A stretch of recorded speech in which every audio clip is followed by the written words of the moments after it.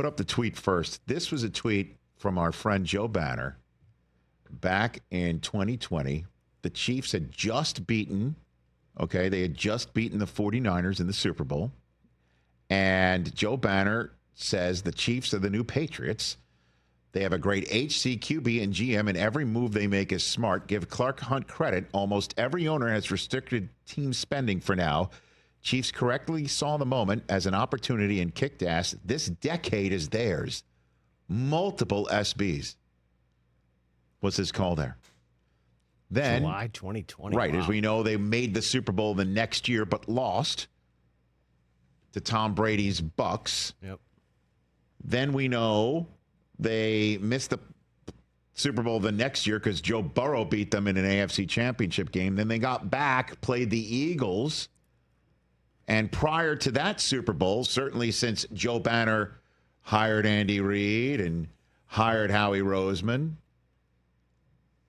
we had him on to talk about this Super Bowl between the Eagles and the Chiefs, Andy Reid's former team, Joe Banner's former team, Howie Roseman's current team, and Andy Reid's current team in the Chiefs, and Brett Veach also part of this mix. And this is what Joe Banner had to say about the Eagles and the Chiefs about to play in the Super Bowl. I've actually said to a couple of people who are like, could you believe that Andy is playing the Eagles in the Super Bowl? Could you ever imagine this? And I said, not only can I imagine it, but I'll bet it's not the last time they play each other in the Super Bowl. Look at their teams on this roster. Right. They're incredibly young, they're well coached, they're smart, and they get people making the personnel decisions that haven't stopped doing smart things. So not only are they in it, I actually think it won't be the only time the two of them are matching up against each other in a Super Bowl. Joining us now, Nostradamus himself, Joe Banner. Look at you, Joe. Well done, Look Joe. at Should have you. been in Vegas, right? Sitting at my house in Florida. And here we are with Eagles Chiefs again. So let's just jump out. What smart moves did they make in the last year, do you think, that's led to you and your prophecy coming true here, Joe? Well, they continued, is the first important point, because they were in good shape and then continue to make smart decisions. So what do? They both have team building philosophies that are very similar and I think really smart. Whatever it takes to get a top quarterback. I mean, you were there when Mahomes was the pick. People were a little bit surprised, and the move was one of the most aggressive moves we've seen. The Eagles picked Hurts when we all thought they had the quarterback of the future in Wentz. And then they both created lines that dominate the game. And that does not win you a Super Bowl, but it gives you a huge head start and advantage on everybody else. They've managed their carp smart. They've replaced coaches to the left with other coaches that were as good. I mean, those are the key ingredients to winning. So I think all the boxes in terms of strong leadership, aggressive general managers, fearless about making mistakes, they don't worry about it. They just do what they believe in, and they're very aggressive. They're progressive organizations. And here we are. One going to three-peat, and the other, I think it's their third Super Bowl appearance in either 6 or 7 years. And in terms of the Eagles, obviously being able to get Saquon Barkley and plug him into their system that has been retooled in a way with Kellen Moore and Sirianni now taking on more of that CEO role, supposedly, with on offense and defense. But Barkley, Joe, I'd love to get your 2 cents on that maneuver, because most of us in the football world and certainly in the punditry world think that is one of the biggest mistakes we've ever seen by a franchise, to let Saquon walk. But, the Giants have their own setup and their own concept of what works, and certainly, might not have been able to use Saquon to the same effect based on what their standing was. What's your opinion of that Saquon maneuver, Joe? I'm totally with you. Hard to understand and a huge mistake, which many thought it was at the time. Listen, here's the simple part of this. First, you drafted him at 4. You knew in 5 years he was going to be really expensive. The only thing that changed is he had a lot of injuries. He looked like the star player you drafted when he was healthy and playing, even behind a very deficient offensive line for all of those years. And obviously, the Eagles provided reasons that he's more successful than he would have been if he stayed at the Giants. But the Eagles, and this goes back a long time, have never paid a running back a ton of money and never drafted one really high but have always cherished running backs. I mean, when I got there, we traded for Gricky Waters. I mean, we had Deuce Staley. We drafted Brian Westbrook, Shady McCoy. By the way, re-signed 3 of the players I just mentioned to you at top of the market running back deals, which has always been less than everything else. But here's the simple point. $12 million a year buys you a solid tight end, a solid safety, a decent guard. A good guard costs $21 million a year right now. A Pro Bowl guard is $21 million a year right now. So you take a guy that you know you're putting behind a great offensive line in a scheme that can be flexible and play run or pass and still be sticking to the core principles of the coaches. And you add a guy that's capable, if healthy, of being a top 3 running back in the NFL. I mean, my question is really, why weren't 31 other teams pursuing it?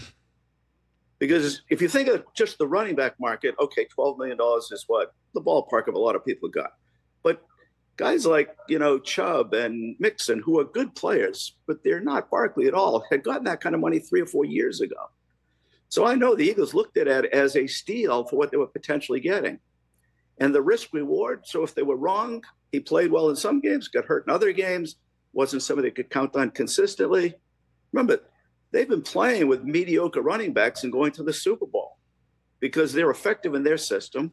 They can impact the game both running and passing. The biggest play of the game against the Rams, by the way, was a 3rd and 14 from the 4-yard line. They threw Barkley a screen pass. He gets the first down. They happen to hit the Rams blitzing. I mean, these are the things that he brings to the table. $12 million a year. We have guys that were signed up to make $8, $10, $12 million a year. And what do the Giants do with the money? They signed, I would say, an okay guard who didn't even play that great.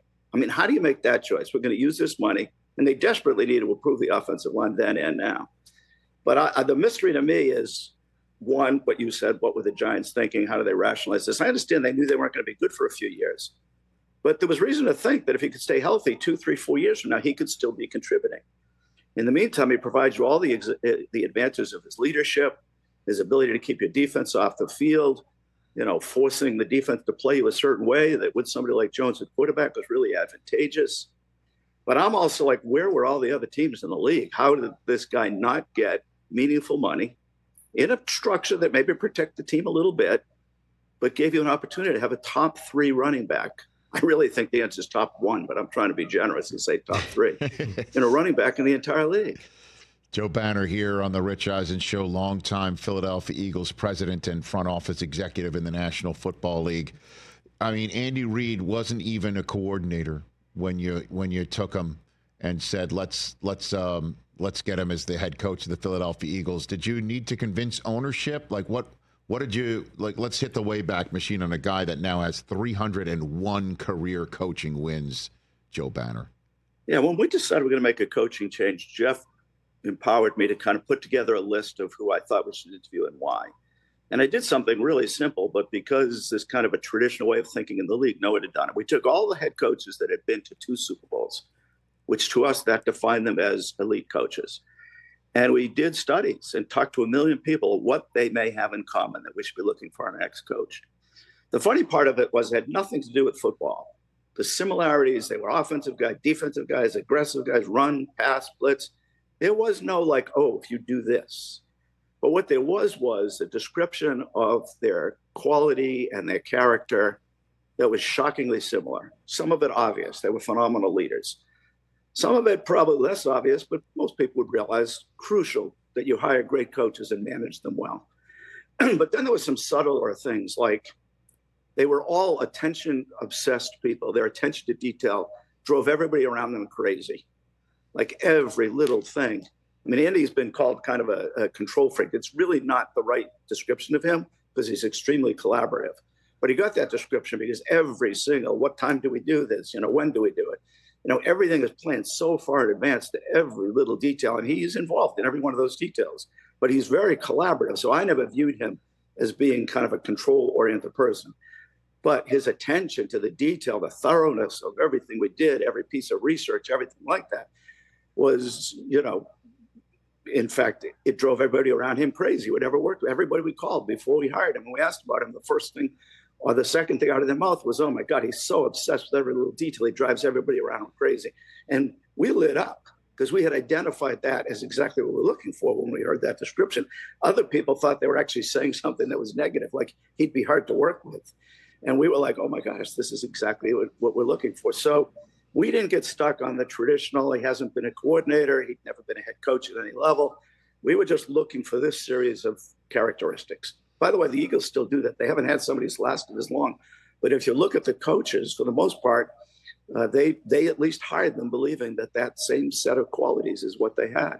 So we weren't worried when we hired Andy, even though it was not popular and highly criticized. In fact, in Philadelphia, we were accused of hiring just because we would pay him less since he'd never been a coordinator. Mm-hmm. The truth is we made the highest paid first-time head coach in the history of the game, but that was the criticism at the time.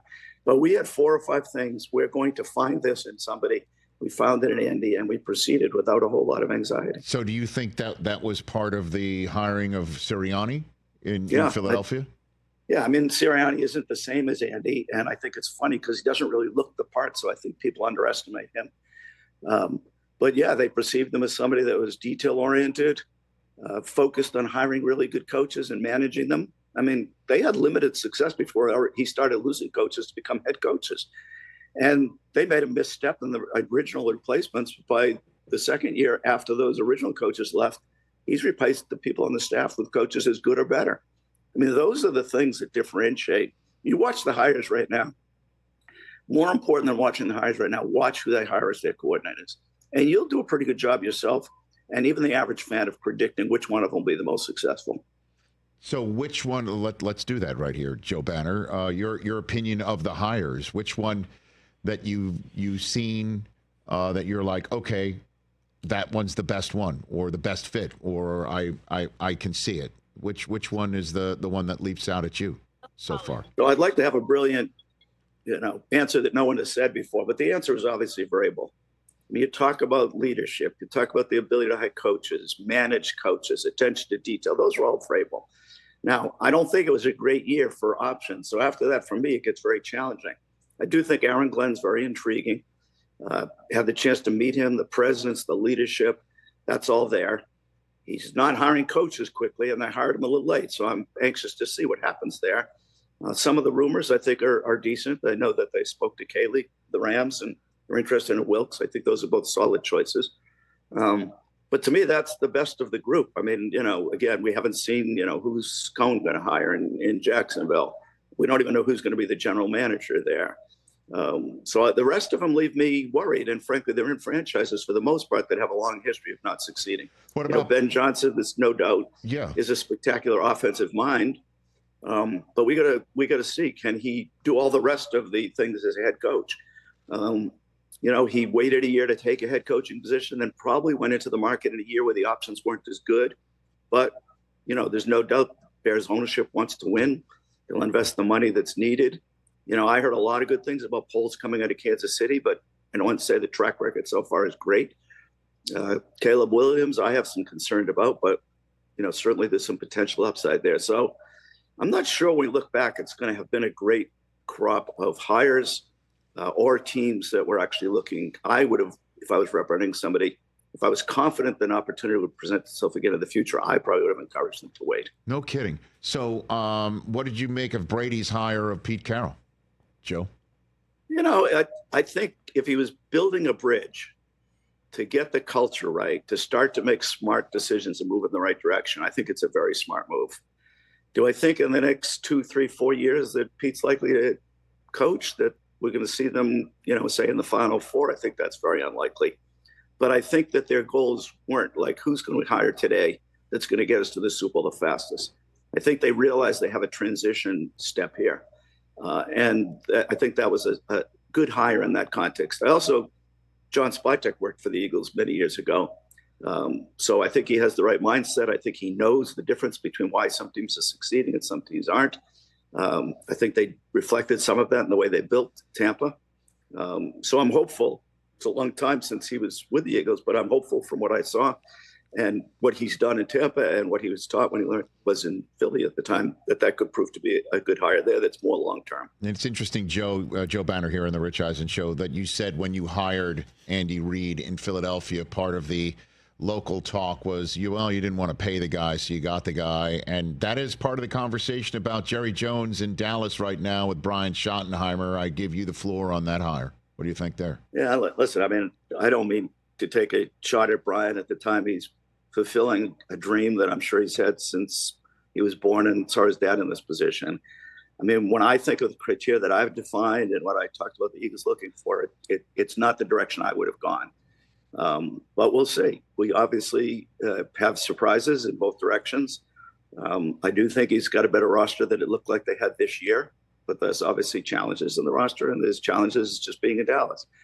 But it's not the direction I would have chosen if I was making the hire. What two unsolicited cents would you give the Bills, who keep seeming to run into Reid and Mahomes in a way that doesn't bode well, right? I mean, we've been talking here, Joe, over the last few days. This is like Ewing or Drexler, in the or Karl Malone in the era of Jordan, or everybody else in the era of Tiger. It's what it looks like in the AFC right now, if not the entire NFL writ large. But what advice do you give to the Bills, Joe? I mean, first of all, I'm probably the least qualified person to answer this because, when we had Andy, we went to 5 championship games in 8 years and we never won a Super Bowl.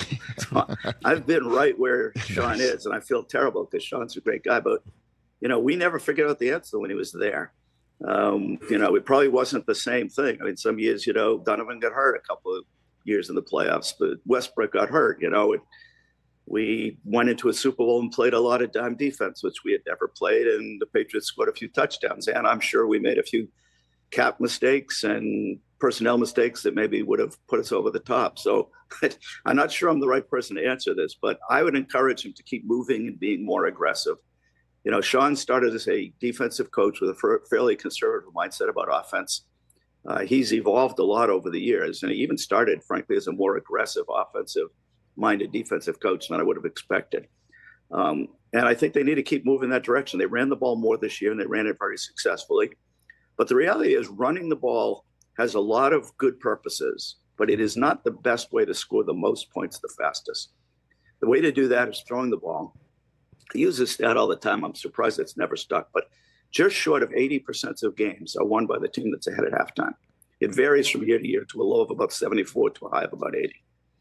So if you run the ball a lot early, the old days of, wear them down, run the ball, some play action passing works. The reality is the numbers say the opposite is true. And most teams that are winning, you watched even the Eagles, who are clearly now a run-based team, but they came out last week, I think it was 11 passes to 6 runs, and one of the runs was a tush push.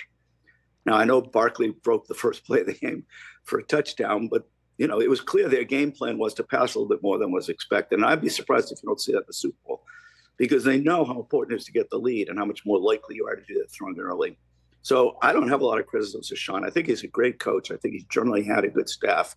I would encourage him to be even more aggressive in trying to dominate the game early, get the lead, and play as much of the game as possible with a lead. Other than that, I'm not sure. I mean, I went through the same thing, kept trying to figure it out, and honestly never succeeded. Interesting. Man, before I let you go, Joe, what do you think happens in Super Bowl 59? What do you think? Here. I think it's a very interesting game. I think that the another stat that isn't really out there that much is the Eagles beat nickel defenses at a rate that I'm not sure I've ever seen.